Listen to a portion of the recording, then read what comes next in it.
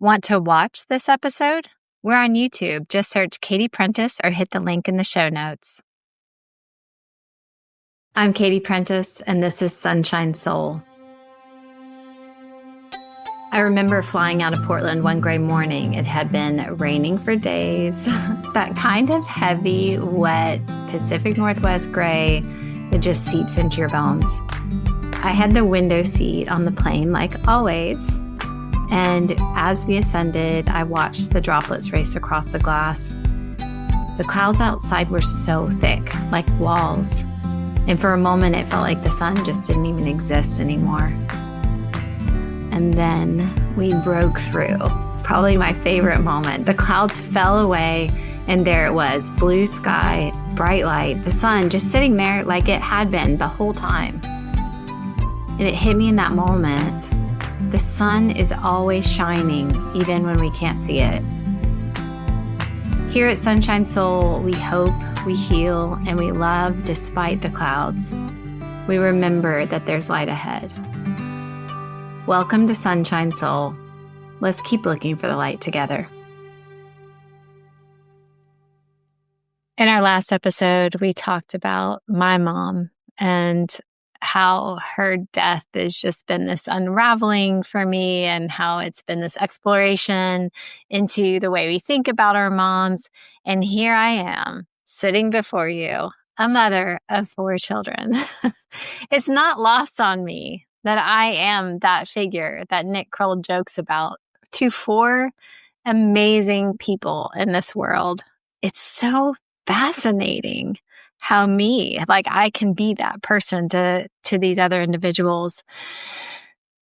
The irony of doing this podcast right now, or I should say the beauty and wildness of doing this podcast right now in life, is that we are facing our very youngest child as a senior in high school. We're about to graduate, the youngest of 4.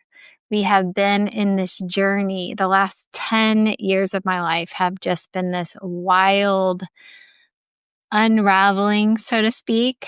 You know, Brené Brown talks about midlife not being a crisis, but an unraveling, how it's a series of events. And I feel that to be so true in my life. So much identity shifting, changes, constant changes and evolutions of the way we live life.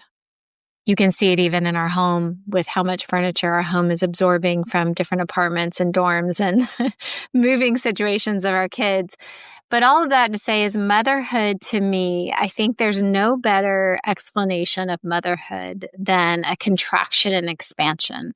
I was talking with someone recently, and they were talking about how all of life is about contraction and expansion. The whole world is moving in this contraction and expansion. We see it in the ocean.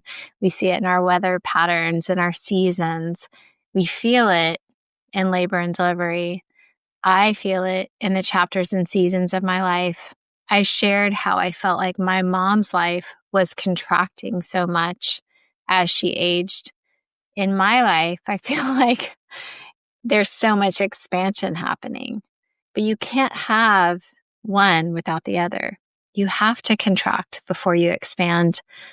And just like my journey with my mom was an experience of sacrificial love and caregiving, so has that been true for me and my journey into motherhood.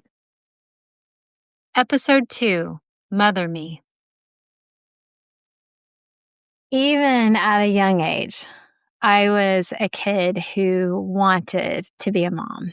I remember in high school, thinking that I wanted to have 4 kids. I don't know if that's a normal experience at all, but that was my experience. I was a middle of 3 children myself, and maybe perhaps because I was a middle child, I was determined to rectify that odd man out, middle child invisibility feeling that we sometimes have. I knew 4 just felt like this perfect balance. It felt like there could always be some sort of partnership happening between 2 people at the same time. And nobody was a true middle child in our family. So I got married to my sweet husband, Brian. And I remember when we were first married thinking we'd talk about kids. We were excited about having children.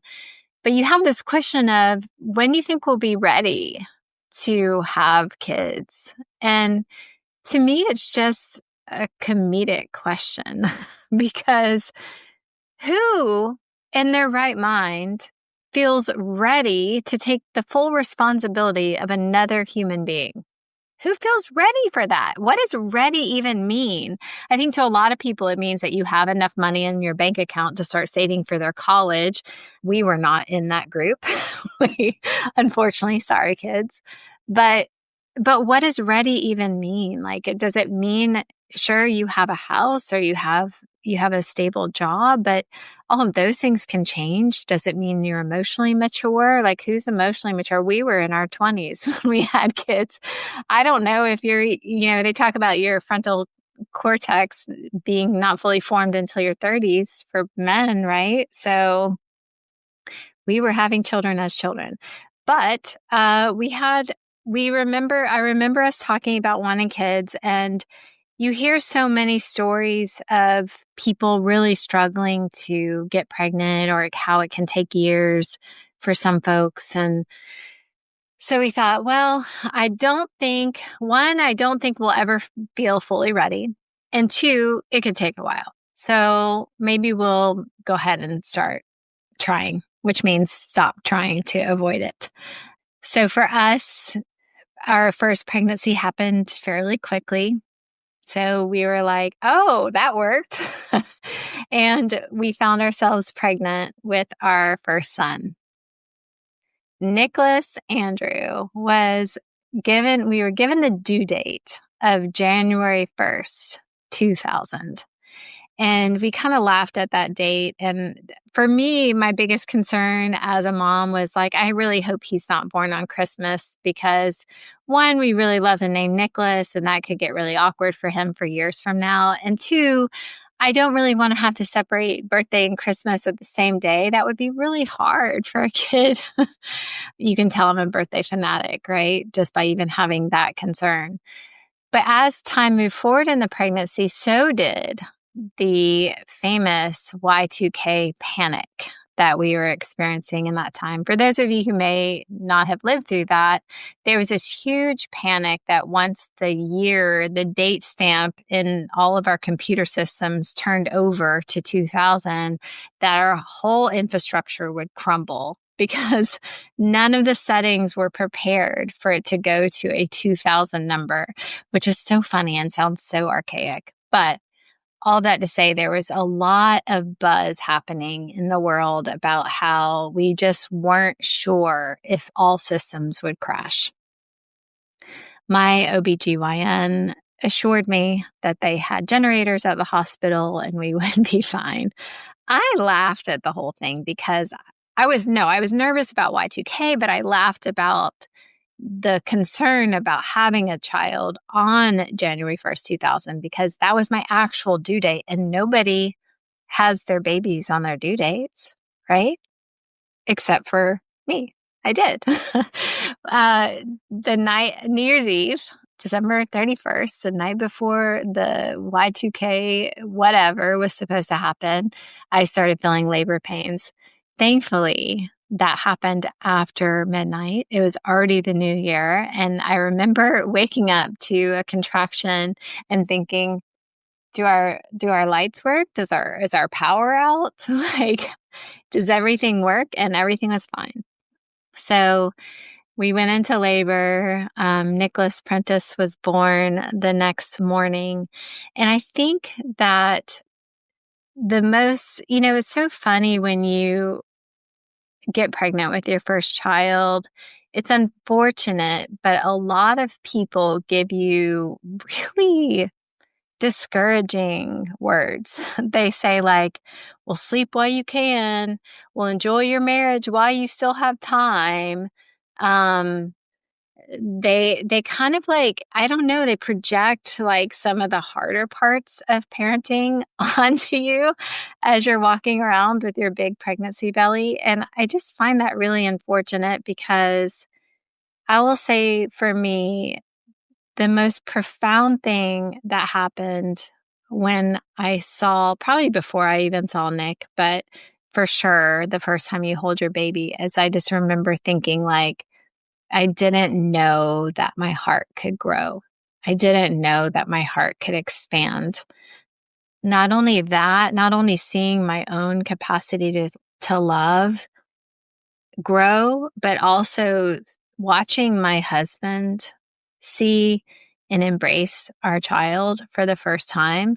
My love for him expanded as well. I thought like, this is, I laugh now because we were both such kids, but I'm like, this young boy, this young man as a father, seeing a father's love pour out of him was a really profound, beautiful thing that I feel like united us even more deeply, rather than all the naysayers saying like your marriage is going to suffer from having a child.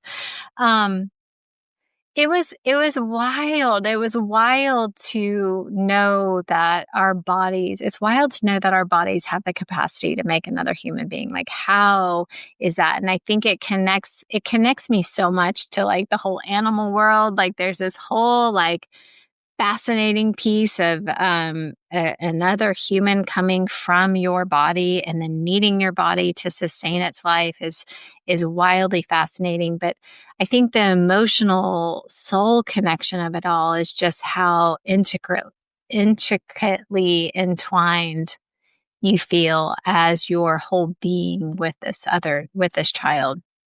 And as your heart grows and expands, and as you realize, wow, I didn't realize I had the capacity to love in this way, you also realize that you have the capacity to be hurt more deeply than you've ever experienced, because now there's something outside of you that you would do anything to protect and care for.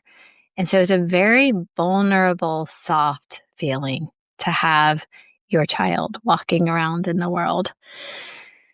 After we had Nicholas and life started to settle down, a whole 9 months after life started settling down, we felt like it's so interesting with your firstborn. You feel like everything they do is so profound and new, and you're so scared of everything. You think like, oh, this choice of what we feed them for lunch might create this destiny of utmost success or utter failure, depending on what we feed them or what we read, how we read to them, or when they start walking. It's insane, the pressure we put on ourselves.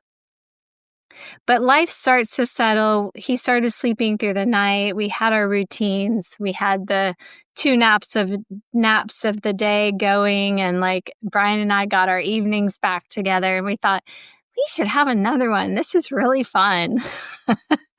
And again, we thought this could take a while. Maybe we should go ahead and start trying because, it could take years. Oh, no. We got pregnant right away again.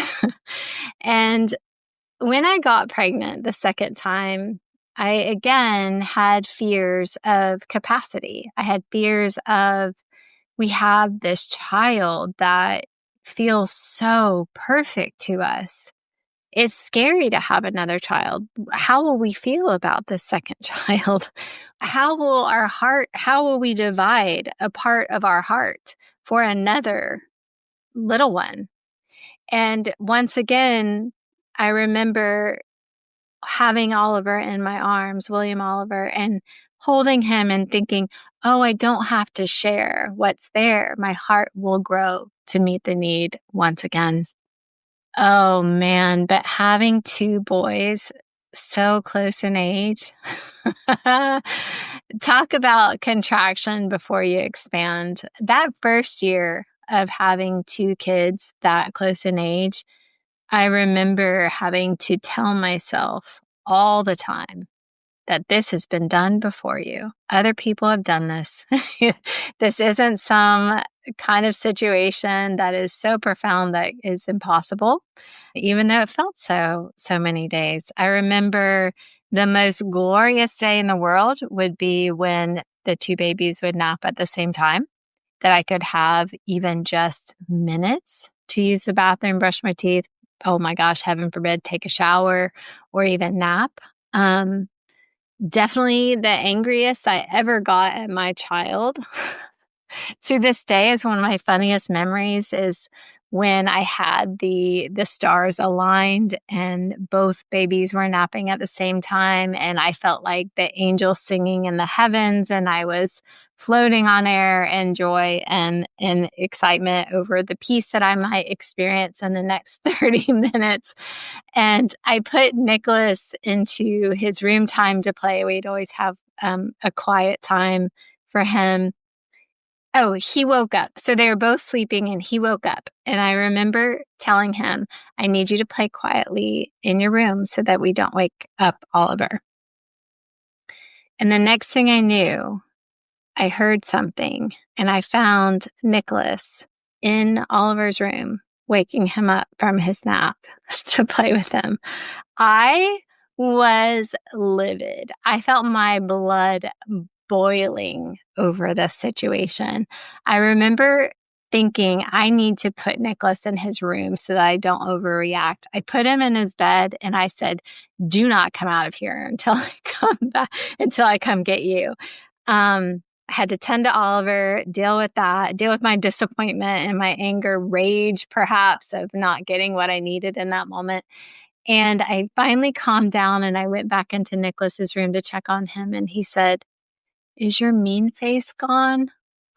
And I just remember crumbling like, oh my gosh, what? I was so embarrassed about how angry I had gotten, but I still think it's a little justified. I told him not to go in there and he ruined my moment. But there's nothing like a child to reflect back to you who you are, how you're behaving in a certain moment or in a period of your life.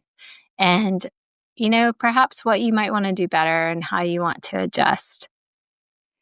We got through those years of having two boys close in age. I remember so many days feeling like I was, half undressed, nursing, dealing with dirty diapers, trying to feed people, trying to put any kind of toys away.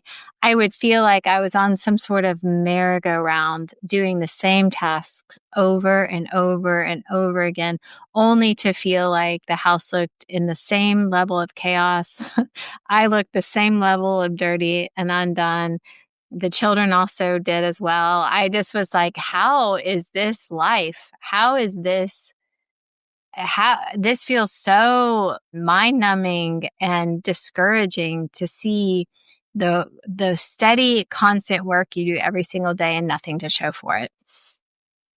And yet, there's those moments of joy too, where your child laughs for the first time or they bond for the first time with each other, or those hugs and those giggles, or like watching them sleep, which could just make your heart melt. Seeing them explore the world for the first time or getting to show them something you love.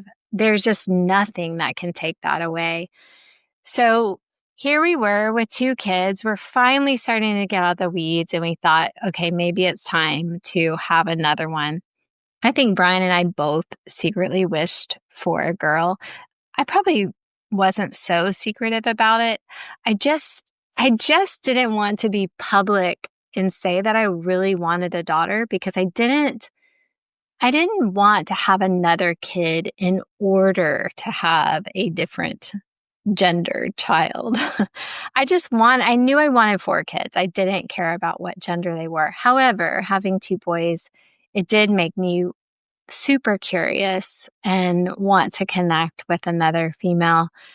We got pregnant again almost 2 years after Oliver was born, and Abby was born almost 3 years after him. So we added Abigail Catherine to our family, and she was just such a sweet little baby. It's just so funny looking back and seeing little elements of their person showing even at the youngest ages. And there's just this wild position in their life of being the absolute expert about another human's life.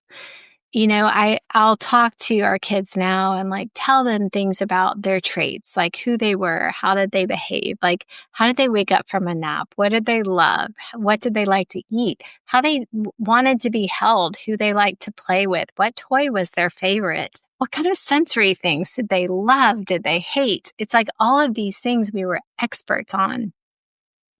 And we were just having so much joy. We moved around so many times. We settled into a home in Birmingham, Alabama with our 3 kids, painted a room pink for the first time. We were just diving into that girlhood of Abby. And we moved again when she was about 6 months old down to Florida. And then we moved to California again after she was a few years old.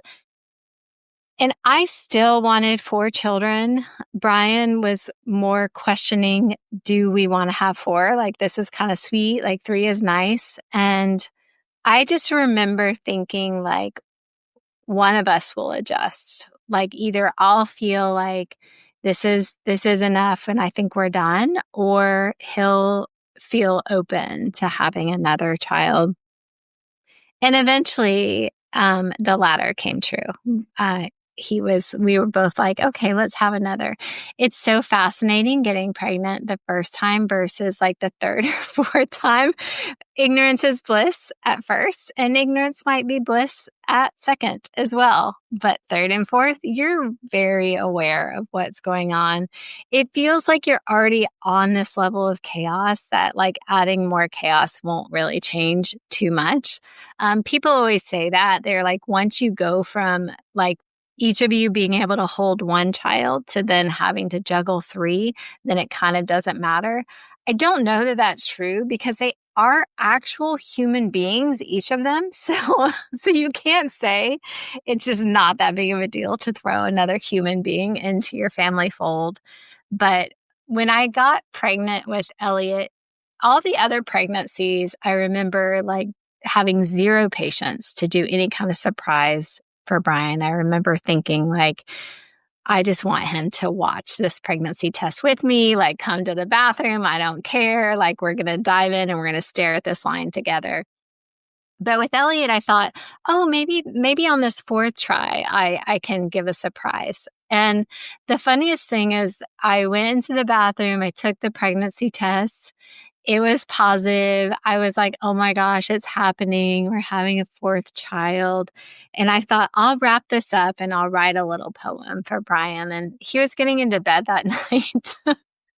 And I carried the pregnancy test to him with the little poem and I let him read it. And I have no idea what I wrote. I'm sure it was super clever and beautiful. And he read it and he looked at the pregnancy test and we both had this moment of staring at each other with a smile. And we both went, yay. We were very happy. We were also very aware and wise to what we were taking on. My 4th kiddo, he just came home from school. Having Elliot, I think the difference in being pregnant that 4th time than with all of the other children was that I knew for sure that this was it.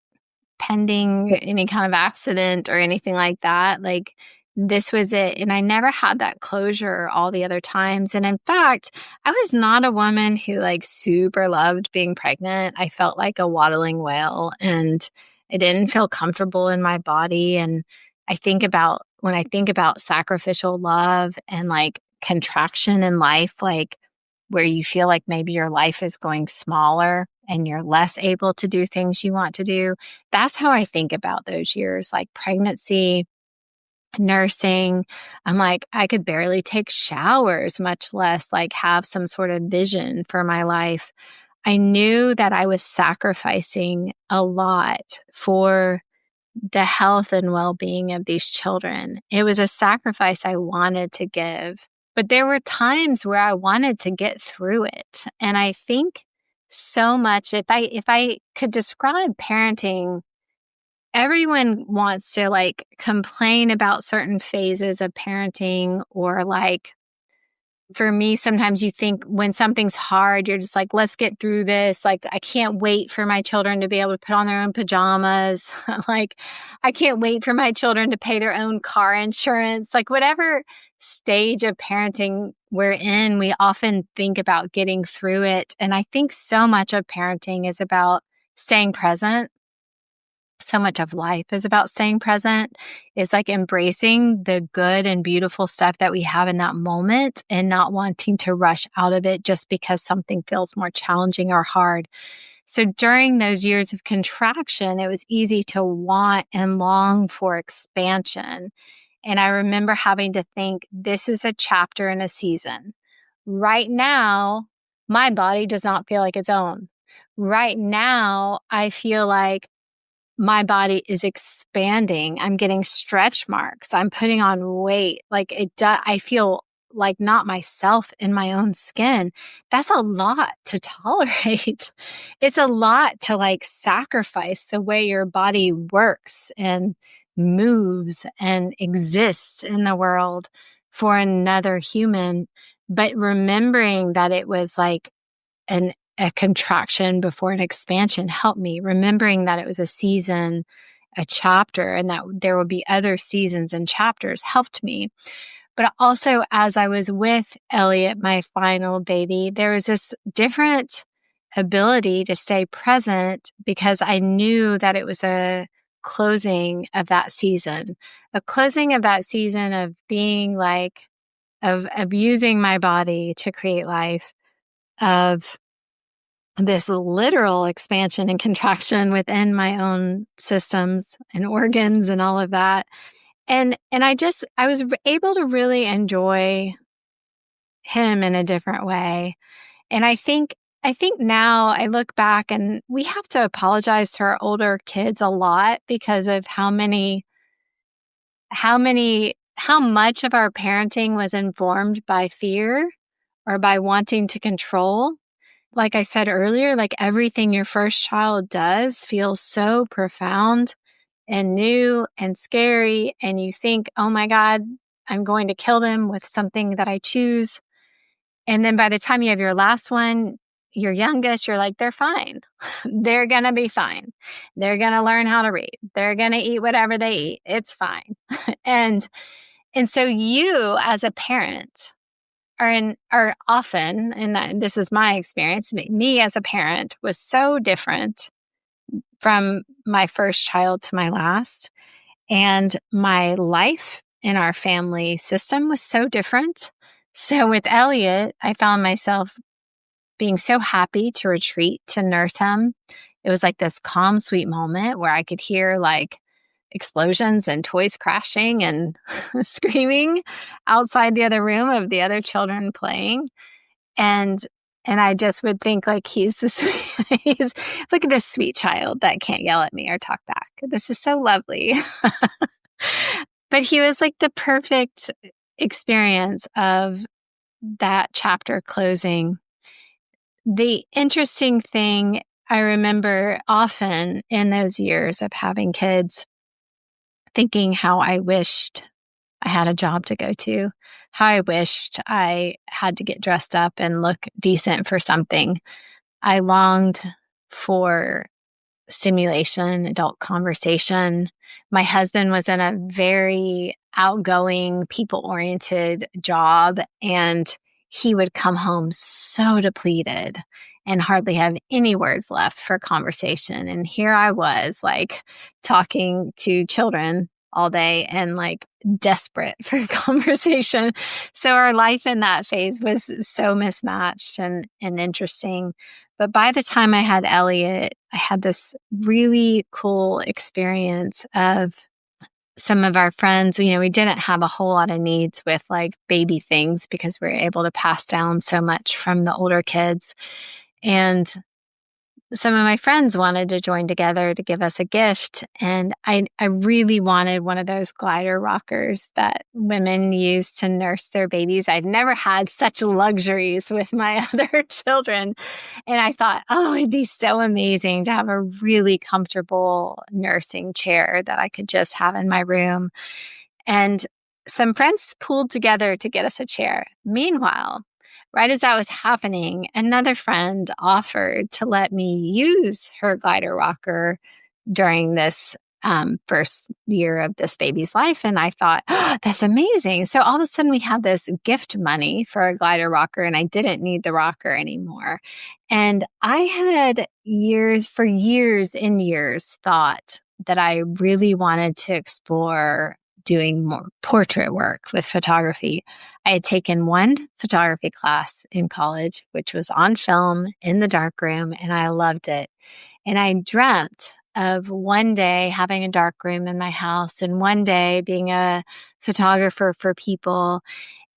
And what we decided, this was at the stage when Elliot was born, was right at the beginning of when digital photography was actually good. There was a lot of years where it was horrible, and I would have died if someone told me I had to shoot on digital. But this was a time where the digital cameras were really getting good, and all the editing equipment was really lovely. Programs were really helpful. So we used the glider rocker money to buy a nice digital SLR camera. And right at the time of this baby being born, I started shooting on digital all the time of my own kids. And I got to explore this creativity, this longing that I had had for so long, alongside of having Elliot. And I remember thinking, I didn't want to, I wanted to stay in my commitment of being a stay-at-home mom. I wanted my children to feel like there was always someone ready and waiting and there for them for any support and nurture that they needed. I wanted to be the one to read them bedtime stories, to wipe their skinned knees, to make another lunch of quesadillas or mac and cheese or dino nuggets, God forbid. But I also wanted more for me. And I was so excited to think about my life getting to expand beyond just being their mom.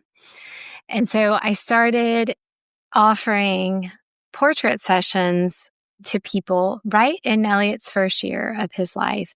And I remember putting the word out and being terrified. I remember thinking like, oh my gosh, like what if nobody wants this, or what if this doesn't work, or this is so embarrassing for me to say that I might be a photographer. But I showed some of my work and I asked, would anyone like a shoot for a very low rate? And 3 people immediately said yes. And from that moment, I started taking steps toward creating my first business. And in that first year, it grew phenomenally. I grew very quickly.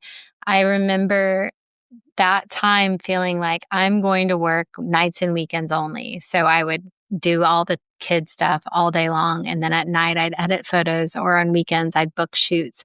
And I was juggling this idea of motherhood and personal identity. I was juggling this idea of how do I shape these children, giving them the love and attention they need, but how do I also choose myself? Motherhood is one of the most rewarding, challenging, beautiful things that I feel I have such a huge privilege to get to experience. I'm incredibly grateful to have the most incredible children. They blow my mind all the time today. I'm so thankful to, if there's anything I could encapsulate in my journey of motherhood, is it's the honest, most glorious reward to have a front row seat to someone's life like this, to get to be the number one audience person of witnessing someone's life journey is such a privilege and a beautiful path that I've gotten to be on. And the thing that I've learned in this journey of parenting is that I've gotten to go from being the number one expert on these kids' lives to slowly transitioning to being more curious about who they are, to letting them get to tell me who they are and what they like. I get to check the history I know of them with the experience they know of themselves. And that is such a beautiful letting go. It's brutal letting go and saying goodbye and like letting your children fly. It's like such a confusing identity piece, but it's also this like beautiful release as well.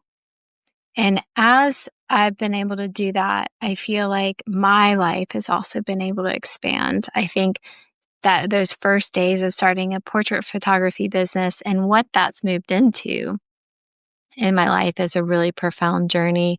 And as they grow up and become more and more autonomous and independent, I also get to do that as a full adult. Motherhood is the most defining transformation journey that I think any human can take, honestly. But our lives as people, as moms, don't stop evolving. As I grew into a mother, my dreams and desires started whispering to me. And I really feel like as I watch my children explore the world, I also got to keep growing and explore the world. And that lights me up just as much as getting to be their mom. This episode was brought to you by yours truly, Katie Prentiss. Produced and edited by the fabulous Lindsay Gensel. Our incredible Sunshine Soul theme music was created by the one and only Adam Sweeney. For more resources and transcripts, visit katieprentiss.com. That's Katie, Katie, Prentiss, Prentiss.com.